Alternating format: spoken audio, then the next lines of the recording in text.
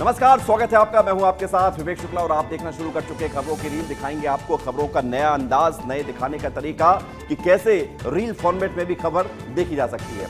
सबसे पहले देखते हैं, स्क्रॉल कर दिया है, मोदी पुतिन मिले तो शहबाज की टेंशन बढ़ी। जी हां, प्रधानमंत्री मोदी एससीओ समिट के दौरान अमेरिकी राष्ट्रपति डोनाल्ड ट्रंप को एक बड़ा संदेश उन्होंने दिया है। रूस के राष्ट्रपति व्लादिमीर पुतिन से मुलाकात हुई। मुलाकात करते करते मोदी और पुतिन जा रहे थे, लेकिन पाकिस्तान ऐसा खड़ा हुआ था जैसे मैं खड़ा हुआ हूं, कुछ कर ही नहीं पा रहा था। लेकिन इसकी रील बहुत वायरल हो गई है, बहुत कमेंट आ रहे हैं, इस रील को आप देख लीजिए। एससीओ में शामिल होने चीन गए प्रधानमंत्री मोदी की तस्वीरें सोशल मीडिया पर धमाल मचा रही हैं। रूस के राष्ट्रपति व्लादिमीर पुतिन और भारत के प्रधानमंत्री नरेंद्र मोदी के बीच गहरी दोस्ती की कई तस्वीरें सामने आ रही हैं। एक तस्वीर सोशल मीडिया पर वायरल हो रही है, जहां पुतिन और मोदी एक दूसरे से बात करते हुए हाथ में हाथ डाले हुए निकल रहे हैं और पाकिस्तान के पीएम शहबाज शरीफ अलग थलग पड़े खड़े रहते हैं और मुंह ताकते रह जाते हैं। इस तस्वीर पर सोशल मीडिया पर पाकिस्तान के पीएम का खूब मजाक बन रहा है। उधर एक तस्वीर और देखिए, जहां पर पीएम मोदी और पुतिन एक कार में सवार नजर आए। इस तस्वीर को देखकर लोग कह रहे हैं कि वाह, दोस्ती हो तो ऐसी। उधर एक वीडियो में पीएम मोदी, व्लादिमीर पुतिन और शी जिनपिंग एक साथ नजर आ रहे हैं और तीनों के बीच की बॉन्डिंग खास नजर आ रही है। चीन के तियानजिन में एससीओ समिट के मंच पर प्रधानमंत्री नरेंद्र मोदी ने आतंकवाद के खिलाफ ऐसी हुंकार भरी कि पूरी दुनिया सुन रही थी। अपने संबोधन में पीएम मोदी ने 7 बार आतंकवाद का जिक्र किया और इसे शांति के लिए सबसे बड़ा खतरा बताया। यह हमला केवल भारत की अंतरात्मा पर ही आघात नहीं, यह मानवता में विश्वास रखने वाले हर देश, हर व्यक्ति को खुली चुनौती थी। ऐसे में प्रश्न उठना स्वाभाविक है, क्या कुछ देशों द्वारा आतंकवाद का खुलेआम समर्थन हमें स्वीकार्य हो सकता है? एक्सेलेंसी, हमें स्पष्ट रूप से और एक स्वर में कहना होगा कि आतंकवाद पर कोई भी डबल स्टैंडर्ड स्वीकार्य नहीं है। अगली रील आपको दिखाते हैं उड़ीसा से, जहां पर तालचेर में एक दर्दनाक हादसा हो गया। बेकाबू कार ने कई लोगों को टक्कर मारी, कम से कम 15 लोग घायल हो गए। ये घटना शर्मा चौक से आईटीआई चौक रोड पर हुई, जहां तेज रफ्तार सफेद कार ने पैदल यात्रियों, दोपहिया वाहनों को बुरी तरह से कुचल दिया। घटना का लाइव वीडियो भी सामने आया है, जिसमें कार की बेकाबू हालत और लोगों की चीख पुकार साफ सुनाई दे रही है। इस वीडियो को देखकर किसी का भी दिल दहल सकता है, क्योंकि ये बेहद डरावना है। घायलों को तुरंत पास के अस्पतालों में पहुंचाया गया, जहां उनकी हालत गंभीर बताई जा रही है। पुलिस ने कार को जब्त कर लिया है और ड्राइवर को हिरासत में ले लिया है। लोगों का कहना है कि कार बहुत तेज गति से आ रही थी और अचानक से लोगों पर टूट पड़ी। इस घटना से पूरा इलाका सदमे में है और लोग सुरक्षा के इंतजामों की मांग कर रहे हैं। ऐसी घटनाओं को रोकने के लिए सख्त कदम उठाने की जरूरत है, ताकि भविष्य में कोई और इस तरह की त्रासदी ना झेले। आपने एक डायलॉग सुना होगा गोलमाल का, जल्दी बोल पनवेल निकलना है। उसी पनवेल में भाषा विवाद थमने का नाम नहीं ले रहा है। एक युवक को मराठी भाषा बोलने के लिए मजबूर किया गया, लेकिन वो हिंदी पर अड़ा रहा। ये मामला सोशल मीडिया पर खूब वायरल हो रहा है। वीडियो में देखा जा सकता है कि युवक, जो पीली टोपी और सफेद टी शर्ट पहने हुए है, साफ साफ कह रहा है कि वह मराठी नहीं बोलेगा, बल्कि हिंदी ही बोलेगा। मराठी में बोलता भी नहीं हूँ, ना बोलूंगा। मैं हिंदी बोलता हूँ, हिंदी ही बोलूंगा। ये भारत है, ये भारत है भाई। नहीं बोलूंगा मराठी, नहीं बोलूंगा। ठीक है, पुलिस आएगा ना, फिर वो बताएंगे। मराठी मेरी मृत्यु तक नहीं बोलूंगा, हिंदी बोलूंगा और हिंदी ही बोलूंगा। इस घटना के पीछे का कारण गणेश उत्सव को लेकर शुरू हुआ विवाद बताया जा रहा है। सोसाइटी में कुछ लोग इस आयोजन के खिलाफ थे, लेकिन युवक और उसके साथियों ने गणपति की स्थापना का फैसला लिया, जिसके बाद भाषा का मुद्दा उठा और विवाद बढ़ गया। छत्तीसगढ़ में भारतमाला प्रोजेक्ट में गड़बड़ी का मामला सुर्खियों में है और इस बार विस्तार न्यूज की खबर ने एक बड़ा धमाल मचा दिया है। केंद्र से रिपोर्ट मांगी गई। इस राष्ट्रीय राजमार्ग परियोजना में अनियमितताओं की खबर ने केंद्रीय सड़क परिवहन मंत्रालय को भी हिलाकर रख दिया है। मंत्रालय ने छत्तीसगढ़ सरकार से इस मामले में तुरंत रिपोर्ट मांगी है। डिप्टी सीएम अरुण साव ने कहा कि भारत सरकार ने जानकारी मांगी है तो हम पूरी विस्तृत रिपोर्ट जरूर भेजेंगे। कि हमने पहले ही जांच का आदेश दिया है। जांच तेज गति से आगे बढ़ रही है और भारत सरकार ने जानकारी मांगी है तो राज्य सरकार निश्चित रूप से वस्तु स्थिति की जानकारी भारत सरकार को भेजेगी। कांग्रेस प्रदेश अध्यक्ष जीतू पटवारी की गाड़ी पर हुए पथराव के बाद कांग्रेस पार्टी में आक्रोश है, जिसको लेकर कांग्रेस विरोध प्रदर्शन करती हुई नजर आई। राजधानी भोपाल में मिंटो हॉल स्थित गांधी प्रतिमा के नीचे कांग्रेस के नेता और कार्यकर्ता हाथों में पोस्टर लेकर जीतू पटवारी की गाड़ी पर हुए हमले का विरोध करते हुए नजर आए। विरोध के दौरान कांग्रेसियों ने सरकार के खिलाफ जमकर नारेबाजी की। बंद करो, बंद करो, मध्य प्रदेश को नशा मुक्त करो, मुक्त करो, मुक्त करो। जीतू पटवारी जिंदाबाद, जिंदाबाद, जिंदाबाद। कांग्रेस पार्टी का कहना है कि जीतू पटवारी पर जो हमला हुआ है वो जानबूझकर किया गया। कांग्रेस पार्टी की मांग है कि प्रदेश कांग्रेस अध्यक्ष जीतू पटवारी की सुरक्षा सरकार सुनिश्चित करे। कांग्रेस प्रदेश अध्यक्ष जीतू पटवारी के गाड़ी पर पथराव होने के बाद कांग्रेस पार्टी विरोध प्रदर्शन कर रही है। पोस्टर लिए ये विरोध जता रहे हैं। देखिए, अगर पोस्टर को देखेंगे तो पोस्टर पर लिखा हुआ है कि यह हमला जीतू पटवारी पर नहीं, यह हमला लोकतंत्र पर है। उधर छत्तीसगढ़ के सुकमा जिले में शबरी नदी के बीच एक युवक के 15 घंटे तक फंसे रहने की खबर ने सबके होश उड़ा दिए। ये डरावनी घटना रात 10 बजे शुरू हुई, उसके बाद फिर रेस्क्यू शुरू किया गया। जब तेज बहाव वाली नदी में एक युवक फंस गया, वो नदी के बीच एक छोटे से टापू जैसे स्थान पर खड़ा रहा, जहां जिंदगी और मौत के बीच उसकी सांसें अटकी रहीं। जैसे प्रशासन को खबर मिली, सीआरपीएफ और स्थानीय पुलिस ने फौरन बचाव कार्य शुरू कर दिया, लेकिन नदी का तेज बहाव और रात का अंधेरा होने के चलते इस काम को बहुत मुश्किल बना रहा था। फिर भी टीमें हार नहीं मानी और पूरी रात युवक को बचाने की कोशिश करती रहीं। सुबह होते ही प्रशासन ने हेलीकॉप्टर की मदद ली, क्योंकि नदी का बहाव इतना तेज था कि नाव से बचाव मुमकिन नहीं था। हेलीकॉप्टर ने खतरनाक हालात में उड़ान भरी और आखिरकार उस युवक को सुरक्षित बाहर निकाल लिया गया। और पुलिस, सीआरपीएफ और उड़ीसा की भी टीम लगी हुई थी। इसको लगातार प्रयास करने के बावजूद भी जब सक्सेस नहीं मिला, पानी का बहाव बहुत तेज था, इसमें फिर रेस्क्यू करने के लिए चॉपर की मदद ली गई। व्यक्ति है जो फंसा हुआ था, उसको सकुशल अभी रेस्क्यू किया गया है। 15 घंटे बहुत लंबा वक्त होता है, लेकिन जान बचानी थी तो युवक डटा रहा। अब अगली रील क्या है ये आपको दिखाते हैं। पीओके में हेलीकॉप्टर क्रैश हुआ है। ये तस्वीर आई है पाकिस्तान के कब्जे वाले कश्मीर के गिलगिट बाल्टिस्तान से, जहां पर सोमवार को हेलीकॉप्टर दुर्घटनाग्रस्त हो गया। 5 लोगों की मौत हो गई। पीओके के गिलगिट बाल्टिस्तान में एक हेलीकॉप्टर के क्रैश होने से 2 पायलट समेत 5 क्रू मेंबर्स की मौत हो गई। गिलगिट बाल्टिस्तान सरकार के प्रवक्ता फैजुल्ला फारक ने बताया कि यह हादसा डायमर जिले के चिलास इलाके में हुआ। हेलीकॉप्टर एक नए हेलीपैड पर टेस्ट लैंडिंग कर रहा था, तभी यह हादसा हुआ। दुर्घटना का सटीक कारण अभी स्पष्ट नहीं हो पाया है। ये हाल ही के हफ्तों में दूसरा बड़ा हेलीकॉप्टर हादसा है। पिछले महीने खैबर पख्तूनख्वा सरकार के एक हेलीकॉप्टर के क्रैश होने की खबर सामने आई थी। फिलहाल अधिकारियों ने हेलीकॉप्टर हादसे की जांच शुरू कर दी है और हादसे की वजह का पता लगाया जा रहा है, लेकिन इस त्रासदी ने पाकिस्तान ऑक्यूपाइड कश्मीर यानी पीओके के गिलगिट बाल्टिस्तान क्षेत्र में चिंता बढ़ा दी है। पाकिस्तान में हाल ही के दिनों में हुए हेलीकॉप्टर हादसों की वजह से पाकिस्तान आर्मी एविएशन की सुरक्षा व्यवस्थाओं और तकनीकी तैयारी पर सवाल खड़े हो रहे हैं।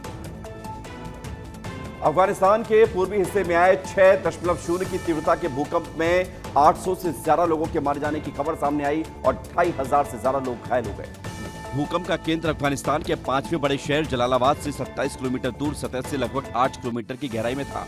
आधी रात को आए इस भूकंप के चलते मिट्टी और पत्थर से बने घर ढह गए। भूकंप के झटके यहां से करीब 400 किलोमीटर दूर पाकिस्तान की राजधानी इस्लामाबाद तक महसूस किए गए। भूकंप से दूर दराज के पहाड़ी इलाके प्रभावित हुए, जहां मोबाइल सिग्नल का बहुत सीमित कवरेज है और भूस्खलन से सड़कें बंद हैं। पूर्वी अफगानिस्तान में आए एक शक्तिशाली भूकंप में 800 लोगों की मौत हो गई और 2500 से ज्यादा लोगों की घायल होने की खबर है। 6.0 तीव्रता का भूकंप नंगरहार प्रांत के जलालाबाद शहर के कुनार प्रांत के कई कस्बों में आया, जिससे भारी नुकसान हुआ। अमेरिकी भूवैज्ञानिक सर्वेक्षण के मुताबिक रात करीब 11:47 पर आए इस भूकंप का केंद्र नंगरहार प्रांत के जलालाबाद शहर से 27 किलोमीटर उत्तर पूर्व में था। तो अफगानिस्तान में भूकंप से बहुत नुकसान हुआ है। अगली रील कौन सी है ये देख लेते हैं। अगली रील है बिजली गिरने का लाइव वीडियो सामने आया है। ये तस्वीर सामने आई उत्तर प्रदेश के बस्ती जिले से, जहां पर किसान डिग्री कॉलेज के मैदान में एक दिल दहला देने वाली घटना घटी। बच्चे कबड्डी खेल रहे थे, अचानक आकाश से बिजली गिर पड़ी, जिसने सभी को दहशत में डाल दिया। ये वाकया तब हुआ जब मौसम सुहावना था और आसमान में बादल छाए हुए थे। बच्चे खेल में मशगूल थे, तभी बिजली की चमक और आवाज ने सबको चौंका दिया। फॉर्चुनेटली कोई भी बच्चा घायल नहीं हुआ, लेकिन ये घटना एक बड़ा हादसा बनने से बाल बाल बची। इस घटना का लाइव वीडियो भी सोशल मीडिया पर वायरल हो गया, जिसमें बिजली गिरने का सटीक पल कैद हुआ। लोग इस वीडियो को देखकर हैरान हैं और बच्चों की सुरक्षा के लिए दुआएं मांग रहे हैं। इस घटना ने एक बार फिर बाहर खेलने के दौरान मौसम की निगरानी की इम्पोर्टेंस को बताया है। स्थानीय एडमिनिस्ट्रेशन ने भी इस मामले में जांच शुरू कर दी है। बच्चों के पेरेंट्स काफी डरे हुए हैं और उन्हें इस तरह की घटनाओं से सावधान रहने की सलाह दी जा रही है। ये घटना न सिर्फ बच्चों बल्कि सभी के लिए एक लेसन है जो नेचर की ताकत से कभी भी दूर नहीं हो सकता। अगली रील है बुरहानपुर से, जहां पर ठाठर झरना इन दिनों पर्यटकों का हॉट स्पॉट बना हुआ है, लेकिन पर्यटक ऐसी लापरवाही कर रहे हैं कि उनकी जान भी जा सकती है। रोमांच की शौकीन पर्यटक झरने के नीचे बने गहरे गड्ढों में छलांग लगा रहे हैं और ये मस्ती कभी भी जानलेवा बन सकती है।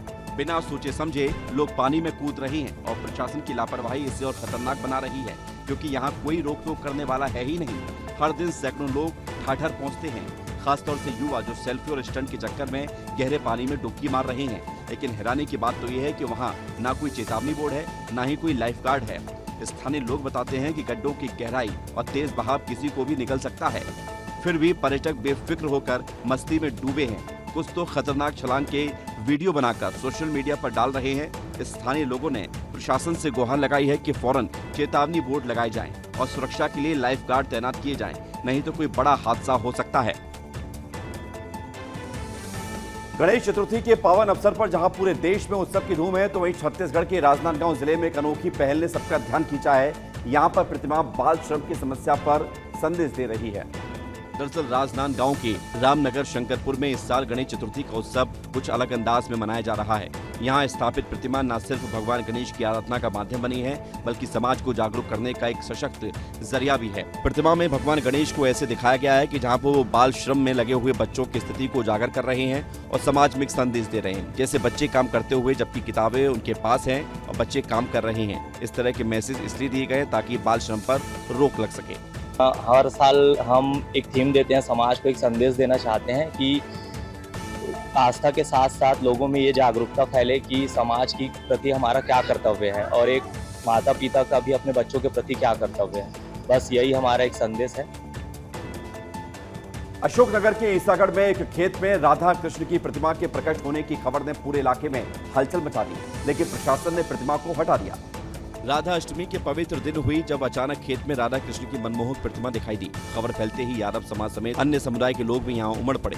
लोगों ने इसे चमत्कार मानकर डेरा डाल दिया और दिन रात पूजा अर्चना शुरू कर दी। माहौल में भक्ति का रंग चढ़ गया। लोग भजन गाने लगे और गौशाला और मंदिर बनाने की योजना बनाने लगे। कुछ ने तो भगवान का आशीर्वाद बताया, तो कुछ इसे दैवीय संदेश मान रहे हैं। लेकिन प्रशासन ने इसे सरकारी जमीन करार दिया और इसे अवैध कब्जा माना। यही नहीं, रात के करीब 1 बजे भारी पुलिस के साथ प्रशासन ने प्रतिमा को वहां से हटा दिया। इस दौरान इलाके में तनाव का माहौल बन गया, लेकिन कोई बड़ा विवाद नहीं हुआ।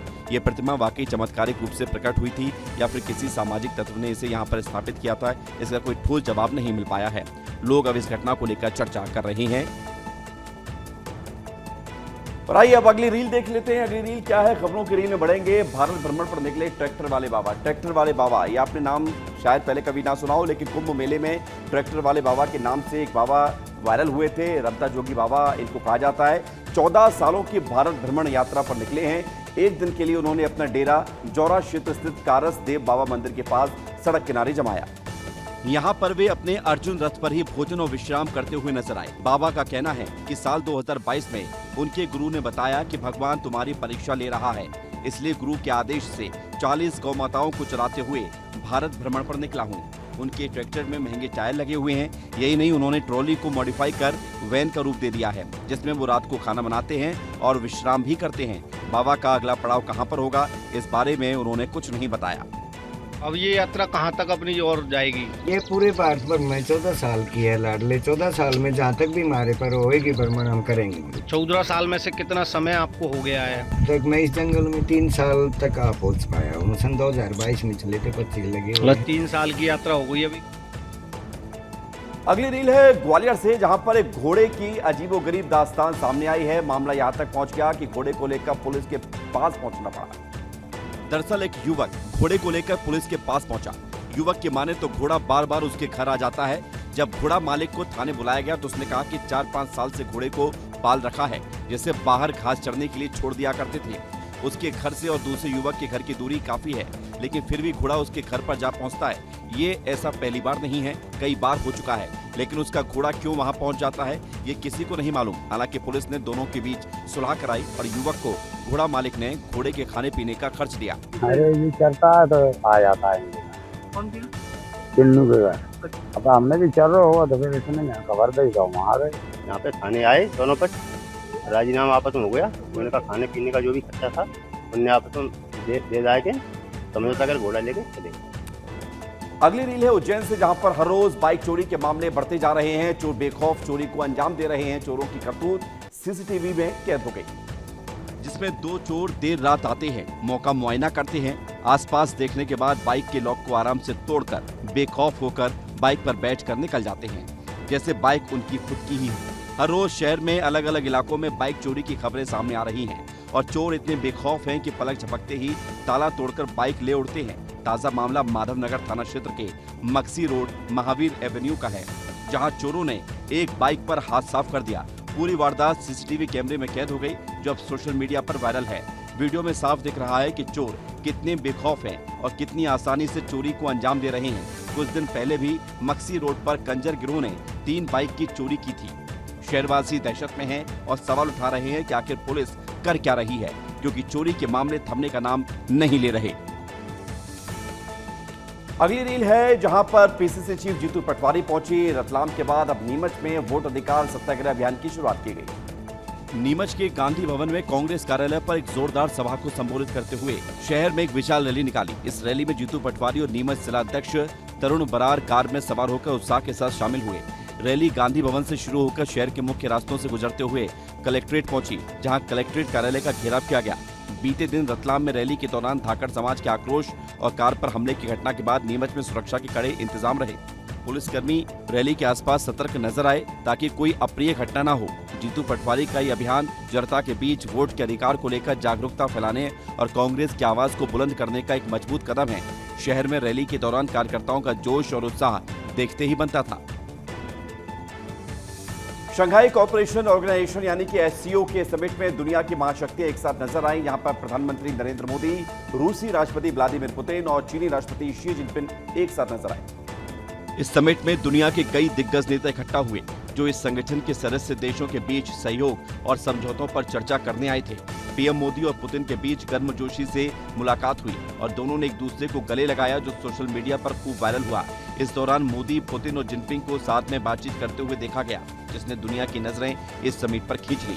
समिट के दौरान सभी नेताओं ने ग्रुप फोटो के लिए पोज दिया, जो एक यादगार पल रहा।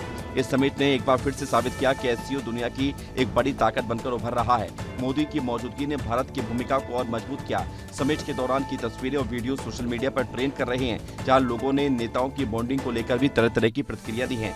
पुतिन और जिनपिंग के साथ मोदी की तस्वीरें आने वाले दिनों में चर्चा का विषय बनी रहेंगी। अमेरिका के दिग्गज आपको नजर आएंगे, लेकिन इस बीच अमेरिका के भारत से इंपोर्टेड सामान पर 50% टैरिफ लगाने के बाद फैसले के बाद भारत ने बड़ा कदम उठाया है और आपको जानना बेहद जरूरी है कि ये क्या कदम है। भारतीय डाक विभाग ने अमेरिका के लिए सभी डाक सेवाओं को पूरी तरह से बंद कर दिया है। पहले 25 अगस्त से केवल पार्सल भेजने पर रोक लगाई गई थी और उस समय $100 तक की कीमत वाले दस्तावेज या गिफ्ट आइटम भेजने की छूट थी। लेकिन अब अमेरिका के नए कस्टम नियमों के चलते, जिसमें 30 जुलाई 2025 को $800 तक की शुल्क मुक्त सीमा को हटा दिया गया, भारत ने सभी तरह की डाक सेवाओं पर पूरी तरह से रोक लगा दी है, जिसमें पत्र, दस्तावेज, गिफ्ट और अन्य सभी तरह की डाक शामिल है। डाक विभाग का कहना है कि अमेरिकी नियमों की अस्पष्टता और एयरलाइंस की ओर से सामान भेजने में असमर्थता के चलते यह फैसला लेना पड़ा है। अब हर सामान पर कस्टम ड्यूटी लगेगी, जिससे डाक सेवा चलाना मुश्किल हो गया। डाक विभाग ने यह भी कहा है कि वो इस स्थिति पर लगातार नजर बनाए हुए है और जल्द से जल्द सेवा फिर से शुरू करने की कोशिश करेगा। भारतीय team Asia cup hockey tournament के सुपर 4 में प्रवेश कर गई है। भारत ने रविवार को जापान को 3-2 से हराया, जिसके चलते भारत पूल ए में टॉप पर पहुंच गया। भारतीय team Asia cup hockey tournament के सुपर 4 में प्रवेश कर गई है। भारत ने रविवार को जापान को 3-2 से हराया। इस जीत से भारतीय टीम पूल ए में टॉप पर पहुंच गई। भारत ने पहले अपने मैच में चीन को 4-3 से हराया था। लगातार 2 जीत के साथ भारत का अब सुपर 4 में जाना पक्का हो गया है। राजगीर के Bihar sports university hockey stadium में भारत ने मनदीप सिंह के गोल से बढ़त हासिल की। उन्होंने तीसरे मिनट में फील्ड गोल दागा। तीसरे क्वार्टर में जापान ने कावावे कोसेई के गोल से वापसी की। कोसेई ने बैकहैंड शॉट खेला और बॉल को गोल पोस्ट के अंदर धकेल दिया। फाइनल विसल से पहले जापान के कावावे कोसेई ने अपनी टीम का दूसरा गोल दागा और इस तरह भारत ने 3-2 से मैच जीत लिया।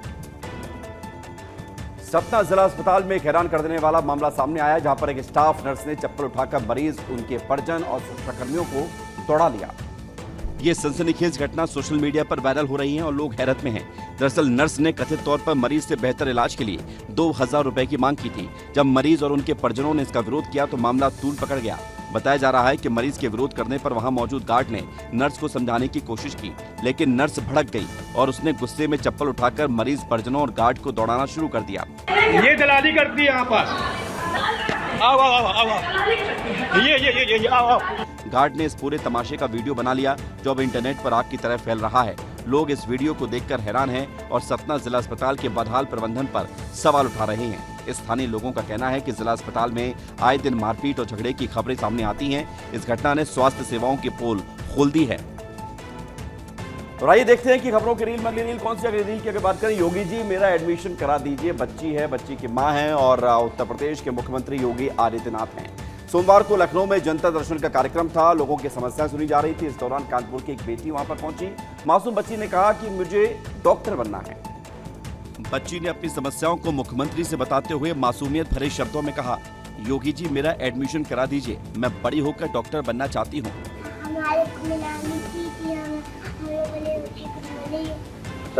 क्या बनेगी? डॉक्टर। ऐसा ये लो,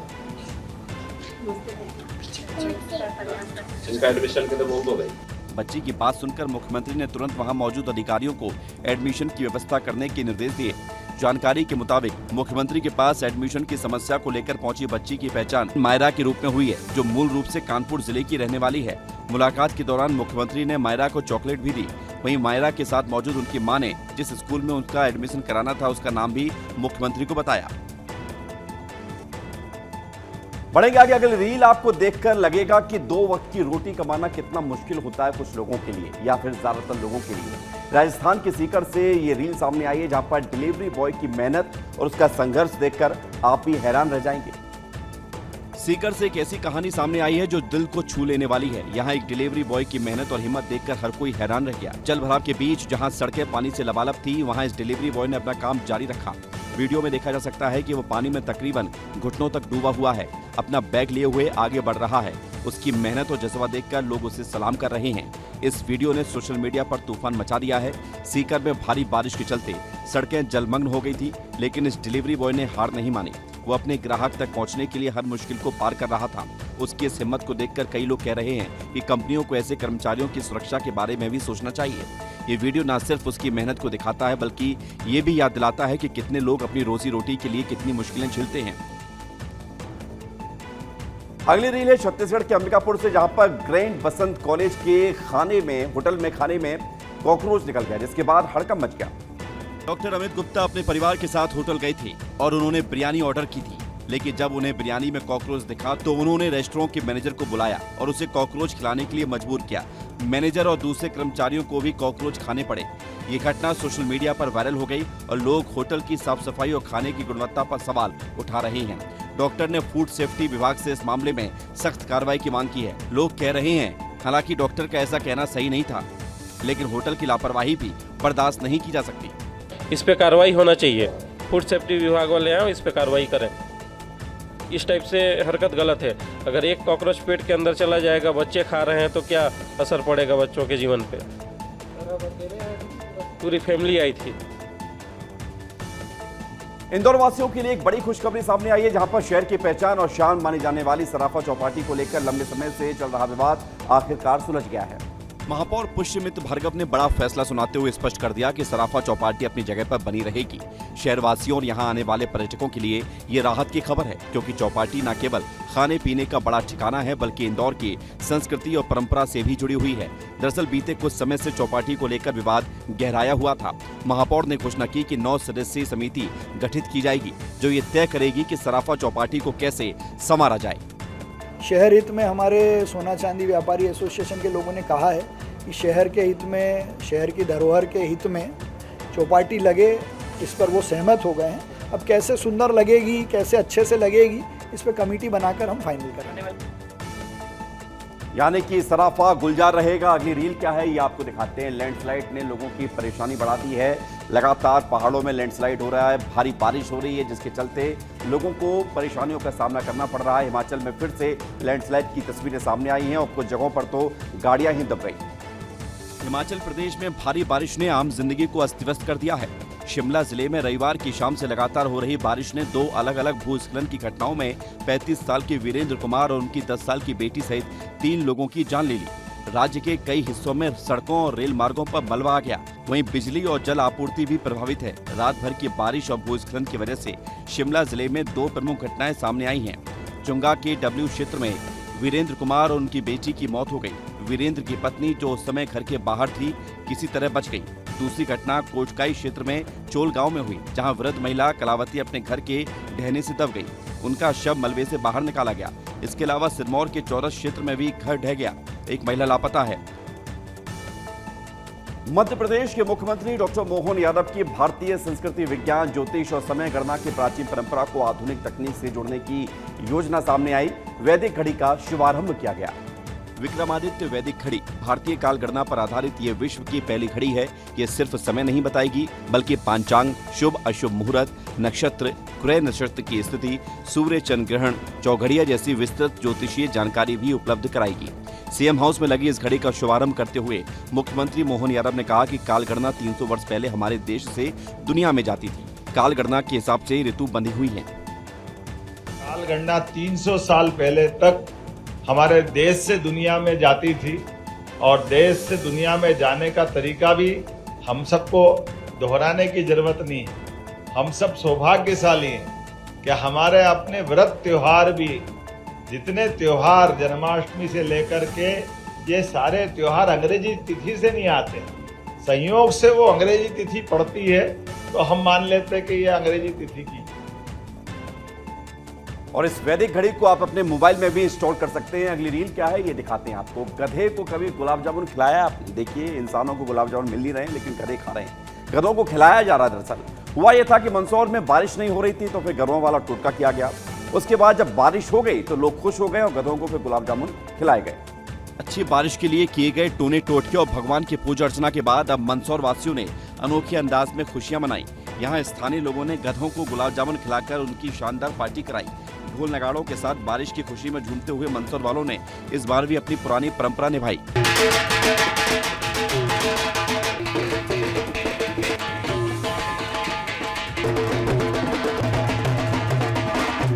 बीती रात शिवना नदी का पानी उफान पर आकर पशुपतिनाथ मंदिर के गर्भगृह तक पहुंच गया, जिससे लोगों का उत्साह दोगुना हो गया। दरअसल बारिश न होने पर लोगों ने गधे पर पटेल को उल्टा बैठाकर टोटका किया था, जिसके बाद बारिश हुई और लोग इसकी खुशियां मनाने लगे। गधों की इस गुलाब जामुन वाली पार्टी का वीडियो सोशल मीडिया पर जमकर वायरल हो रहा है और लोग इस अनोखी परंपरा की खूब तारीफ कर रहे हैं। राहुल गांधी की मतदाता अधिकार यात्रा का समापन हो गया। अपने अंतिम चरण में यात्रा पटना पहुंची, जहां पर कांग्रेस सांसद, लोकसभा नेता प्रतिपक्ष राहुल गांधी और आरजेडी के नेता तेजस्वी यादव यात्रा के समापन में मौजूद रहे। इंडिया गठबंधन की मतदाता अधिकार यात्रा रविवार को अपने अंतिम चरण में पटना पहुंची। इस यात्रा में कांग्रेस सांसद और लोकसभा में नेता प्रतिपक्ष राहुल गांधी और आरजेडी नेता तेजस्वी यादव ने संयुक्त रूप से हिस्सा लिया। भारी जनसमूह की मौजूदगी में आयोजित सभा को संबोधित करते हुए राहुल गांधी ने भाजपा और चुनाव आयोग पर गंभीर आरोप लगाए। उन्होंने कहा कि देश भर में विपक्षी गठबंधन से चुनाव चोरी किए जा रहे हैं और इस चोरी के जरिए युवाओं के अधिकार, आरक्षण, रोजगार और लोकतंत्र पर हमला हो रहा है। राहुल गांधी ने कहा कि बिहार में एक नया नारा चला है, वोट चोर गद्दी छोड़, जो लोगों को पसंद आ रहा है। नया नारा चला है बिहार में, वोट चोर गद्दी छोड़। इसको प्ले कीजिए आप, लोगों को बहुत अच्छा लग रहा है। चाइना में भी लोग बोल रहे हैं वोट चोर गद्दी छोड़, अमेरिका में भी बोल रहे हैं। क्या राहुल गांधी अलग अंदाज की जाने जाते हैं? अगली रील क्या है ये आपको दिखाते हैं। एक्ट्रेस से दिन दहाड़े बदसलूकी की हुई है।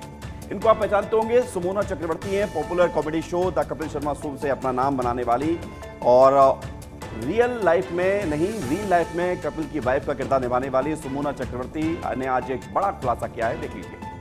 ये घटना 31 अगस्त 2025 को मुंबई के साउथ बॉम्बे इलाके में हुई, जब टीवी एक्ट्रेस सुमोना चक्रवर्ती अपनी कार से कोलाबा से फोर्ट जा रही थी। दिन दहाड़े उनकी कार को मराठा आरक्षण के आंदोलनकारियों ने घेर लिया। एक शख्स जो नारंगी रंग का स्टोल पहने था, उनकी कार के बोनट पर हाथ मारता हुआ अजीब ढंग से मुस्कुराने लगा और उनके शीशों पर जोर जोर से हाथ मारा गया। भीड़ जय महाराष्ट्र के नारे लगाती रही और हंसते हुए उन्हें डराने की कोशिश करती रही। ये सब कुछ सिर्फ एक बार नहीं, बल्कि 5 मिनट में 2 बार हुआ। सुमोना ने सोशल मीडिया पर इस पूरी घटना का जिक्र करते हुए कहा कि वो पहली बार मुंबई में असुरक्षित महसूस कर रही थी। उन्होंने बताया कि पुलिसकर्मी मौजूद तो थे, लेकिन उन्होंने कोई कार्रवाई नहीं की। सुमोना ने कहा कि शुक्र है उस वक्त उनके साथ एक मेल फ्रेंड था, वरना अकेले होने पर हालात और डरावने हो सकते थे। सूरजपुर में एक ऐसी चोरी की घटना ने सबके होश उड़ा दिए हैं जो अब सोशल मीडिया पर धूम मचा रही है। चोर ने चोरी से पहले प्रणाम किया और फिर चोरी की। वायरल वीडियो में साफ देखा जा सकता है कि चोर पहले भवन में दाखिल होता है और फिर पूरी शान से राम जी को प्रणाम करता है, मानो कोई पूजा अर्चना कर रहा हो। लेकिन इसके बाद उसकी असली करतूत शुरू होती है। उसने न सिर्फ भवन में रखे 700-800 रुपए की नकदी पर हाथ साफ किया, बल्कि अन्य कमरों में सीलिंग फैन और यहाँ तक कि पाइप तक को उखाड़ ले गया। कोई इसे भक्त चोर कह रहा है तो कोई मजाक उड़ा रहा है। पहले प्रणाम फिर धमाल। लोग पूछ रहे हैं कि ये चोर है या फिर राम भक्त जो चोरी से पहले इतनी श्रद्धा दिखा रहा है। कुछ यूजर्स ने तो ये भी लिख दिया, चोरी का स्टाइल तो देखो, पहले प्रणाम फिर चोरी। पुलिस ने इस चोर को पकड़कर जेल भेज दिया है, लेकिन उसकी ये अजब गजब हरकत अब सूरजपुर की गलियों से लेकर सोशल मीडिया की दुनिया तक चर्चा का विषय बन गई है। देवास जिले के बड़वाहा में एक हैरान कर देने वाला मामला सामने आया है, जहां पर पूर्व भाजपा जिला महामंत्री भूपेंद्र सिंह बग्गा की जान नर्मदा नदी के तेज बहाव में बाल बाल बची। रात करीब 8 बजे मोर टक्का में नर्मदा तट पर स्नान करते वक्त उनका पैर फिसला और वे तेज धारा में बह गए। करीब 9 किलोमीटर तक नदी में बहते हुए उनकी सांसें अटकी रहीं, लेकिन किस्मत ने उनका साथ दिया। भूपेंद्र दोपहर 2 बजे इंदौर से एक्टिवा पर अकेले ओंकारेश्वर दर्शन के लिए निकले थे। दर्शन के बाद वे मोर टक्कर पहुंचे और गोपाल मिडवे होटल की पार्किंग में गाड़ी खड़ी कर नदी में स्नान करने चले गए। तभी पैर फिसलने से वो बहाव में बहने लगे। आली क्षेत्र में नर्मदा किनारे कुछ युवक मोबाइल चला रहे थे, जिन्होंने उनकी मदद की पुकार सुनी। फुर्ती दिखाते हुए उन्होंने नाव से भूपेंद्र को सुरक्षित बाहर निकाला, फिर उन्हें आली के एक आश्रम में ले जाया गया। खबर फैलते ही बड़वाहा और सनावद से सिख समाज के लोग भी मदद के लिए दौड़े। चौकी प्रभारी लखन डावर ने बताया है कि भूपेंद्र ने पुलिस में बयान दर्ज कराया, जिसके बाद परिजन उन्हें इंदौर के विष्णुपुरी स्थित घर ले गए। अब आइए आपको गणेश जी दिखाते हैं। पुष्पा वाले गणेश जी, आपको याद होगा पुष्पा फिल्म, जिसमें कहते था कि पुष्पा झुकेगा नहीं। गणेश जी को भी उसी अंदाज में यहाँ पर पंडाल बनाया गया है और लोग दूर दूर से देखने के लिए पहुंच रहे हैं।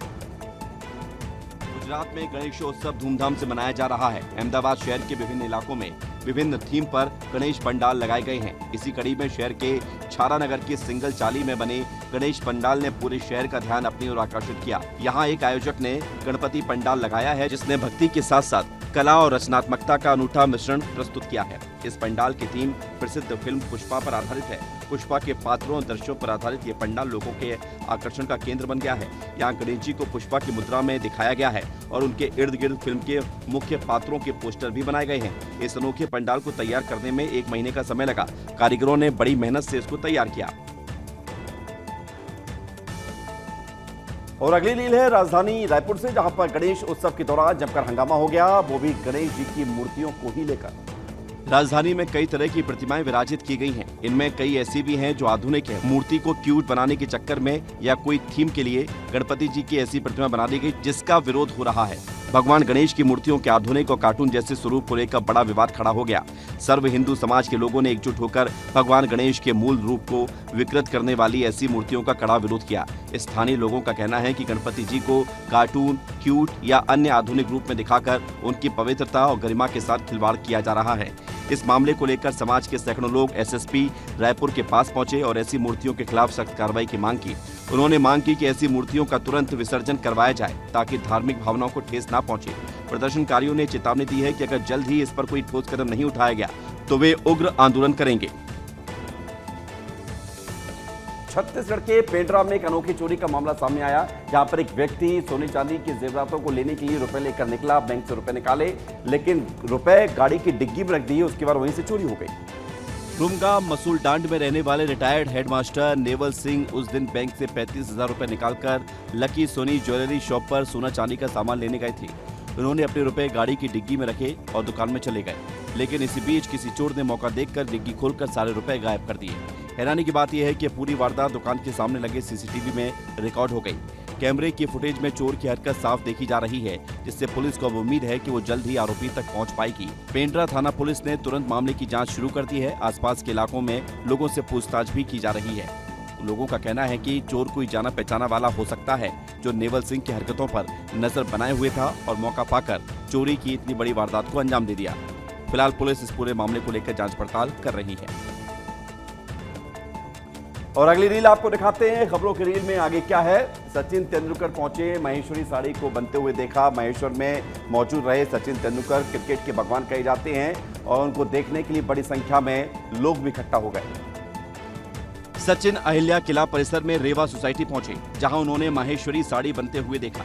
सचिन ने बुनकरों के साथ खुलकर बात की और उनकी मेहनत को सलाम किया। माहेश्वरी साड़ी की खूबसूरती और बारीक कारीगरी देखकर वो इतना खुश हुए। रेवा सोसाइटी में पद्मश्री जगदीश जोशीला ने सचिन का शानदार स्वागत किया और उन्हें माहेश्वरी शॉल उड़ाकर सम्मान दिया। सचिन की सादगी और मुस्कान ने वहां मौजूद हर शख्स को उनका दीवाना बना दिया। इसके बाद सचिन ने स्कूली बच्चों और स्थानीय महिलाओं के साथ जमकर फोटो खिंचवाए। बच्चे सचिन सचिन चिल्लाते हुए उत्साह से झूम उठे और महिलाएं भी उनके साथ सेल्फी लेकर खुश हो गईं। महेश्वर की मशहूर साड़ियों का जादू सचिन पर खूब चला। उन्होंने रेवा सोसाइटी के काम को सराहा, जो बुनकरों और महिलाओं को रोजगार दे रहा है। किसी भी नेता का जन्मदिन हो तो शहर भर में बड़े बड़े होर्डिंग लगा दिए जाते हैं, लेकिन बीजेपी के हाल ही में प्रदेश अध्यक्ष बने हेमंत खंडेलवाल ने अपने जन्मदिन को लेकर कार्यकर्ताओं से खास अपील की है। उन्होंने कार्यकर्ताओं से साफ तौर पर कहा कि वे उनके जन्मदिन पर कोई होर्डिंग्स, बैनर या प्रचार सामग्री न लगाएं। खंडेलवाल का कहना है कि उनके लिए सबसे बड़ा उपहार संगठन के प्रति कार्यकर्ताओं का समर्पण और प्यार है। उन्होंने ये भी मना किया है कि कोई भी प्रचार माध्यम से उन्हें शुभकामनाएं ना दें। उनके लिए कार्यकर्ताओं का स्नेह और समर्थन ही सबसे अमूल्य है। खंडेलवाल ने एक्स पर पोस्ट कर लोगों से अपील की है। उन्होंने लिखा है कि कार्यकर्ताओं का आशीर्वाद और निरंतर समर्थन उनकी असली पूंजी है और इसके लिए वो हृदय से आभारी हैं। उनका ये बयान न सिर्फ उनकी सादगी को दर्शाता है, बल्कि संगठन के प्रति उनकी गहरी निष्ठा को भी दिखाता है। इस अपील से कार्यकर्ताओं में भी उत्साह है और वो इसे एक प्रेरणा के तौर पर देख रहे हैं। अब सबकी नजर इस बात पर है कि कार्यकर्ता अपने प्रदेश अध्यक्ष की इस अपील का कितना सम्मान करते हैं और उनके जन्मदिन को किस तरह से यादगार बनाते हैं। खबरों की रील में इतना ही।